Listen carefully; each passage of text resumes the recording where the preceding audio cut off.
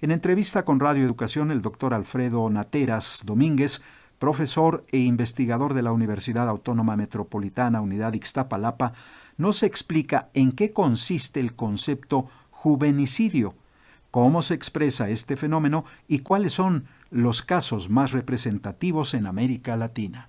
De entrada es un concepto, un término que fue y está siendo acuñado por el doctor José Manuel Valenzuela y que en ese sentido trata de describir la situación de las muertes arteras contra la condición de ser jóvenes.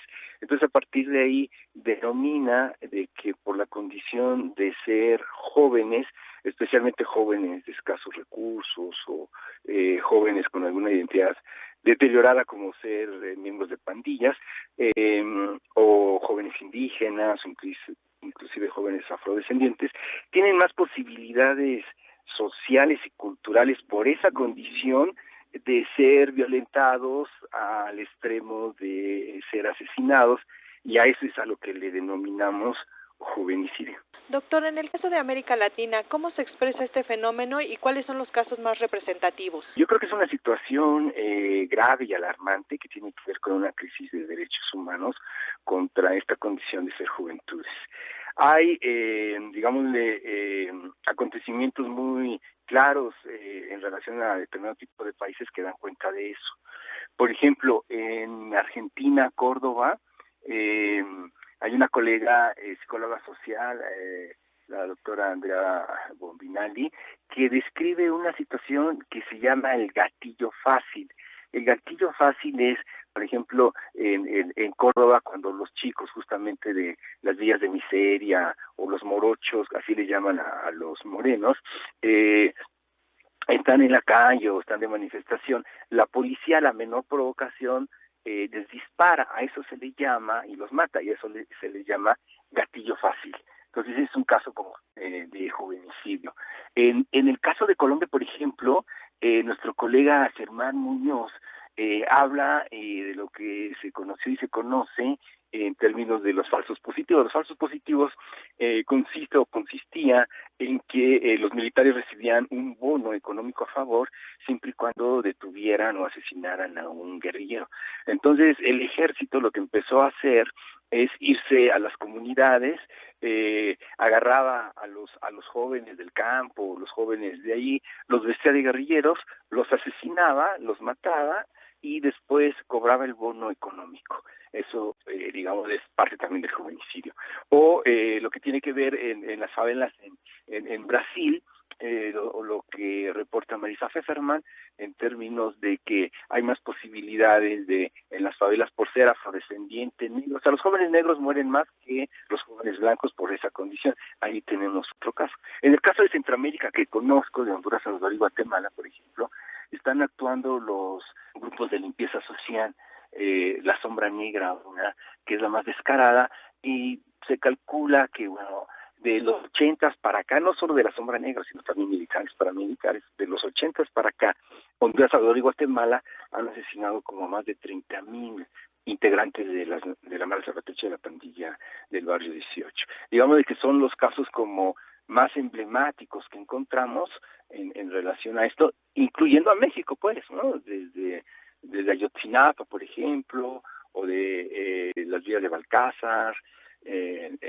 Tamaulipas y demás. Entonces, esos son, digamos, los casos más emblemáticos en México y en América Latina. Doctor, ¿es una política de Estado esto de los juvenicidios? Todo indica que sí, todo indica que hay un teórico en Bembe que habla de el Estado como un Estado que ejerce una suerte de necropolítica.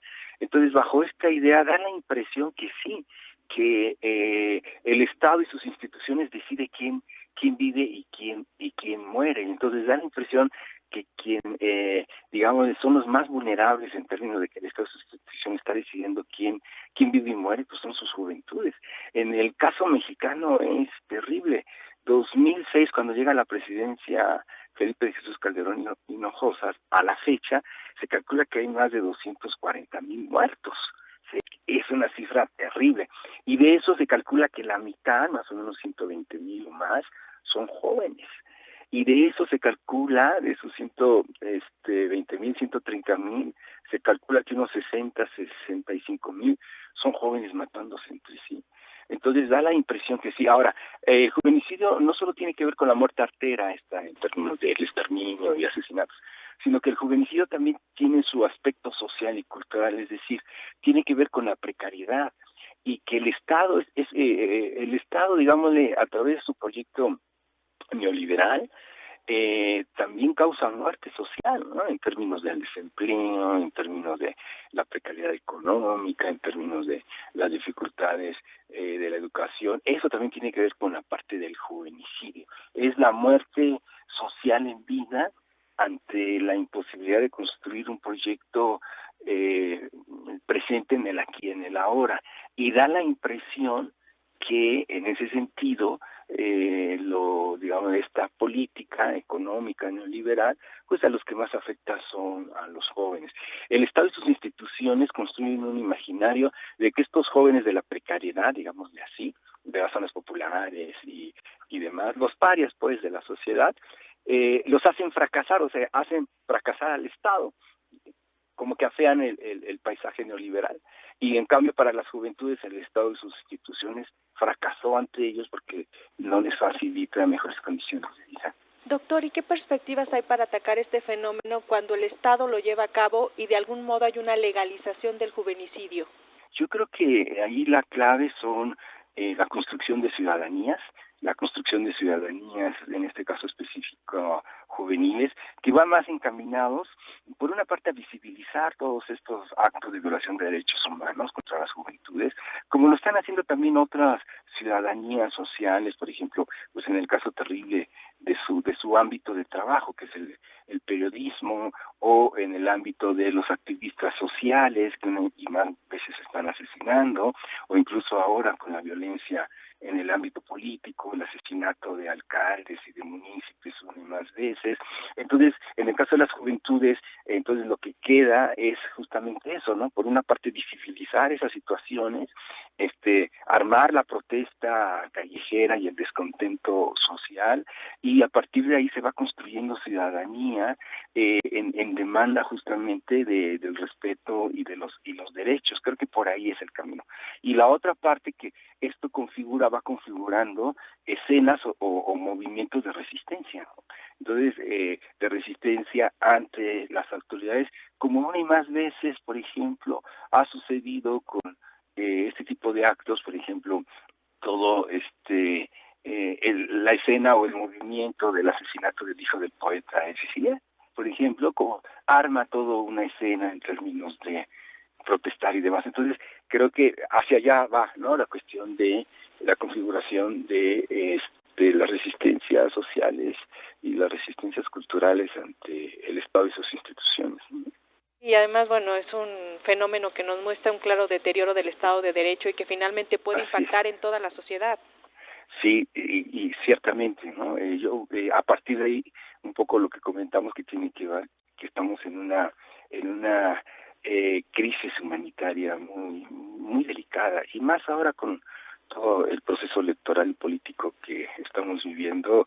La violencia, ¿no? La violencia política ya está entablada, ya está ahí, y ya se está desbordando. Entonces está muy delicado el asunto del país, y los jóvenes son actores protagónicos en términos de los que de mejor manera dan cuenta de esa crisis, de ese Estado y de esas instituciones.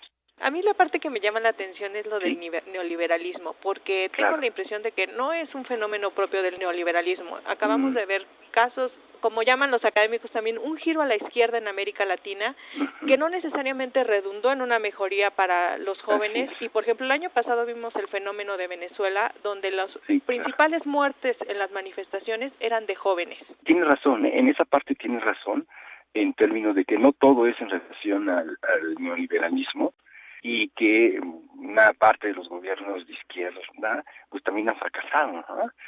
Por ejemplo, pues desde que el asunto de la izquierda, o de lo que queda de la izquierda en México y en América Latina, en términos de que se convirtió en una suerte de autoritarismo, ¿no?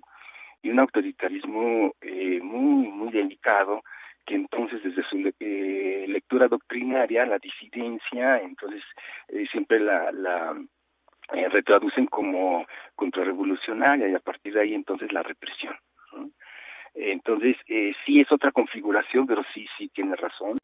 Cuba, por ejemplo, uno puede estar más o menos entendido, de acuerdo, de el bloque económico y toda la cuestión. Sin embargo, no deja de ser en su momento una cuestión demasiado autoritaria en términos de el control que tienen todavía, o lo que quedan, de los partidos comunistas cubanos, o incluso el chino, por ejemplo, o el soviético, o ahora, digamos, desde no tan abiertamente comunistas, pero sí bolivarianos y socialistas de izquierda en Venezuela. Entonces sí, eso es importante que lo señala, porque hay que repensarlo, ¿no? Hay que, digamos, de ver qué está sucediendo ahí, ¿no?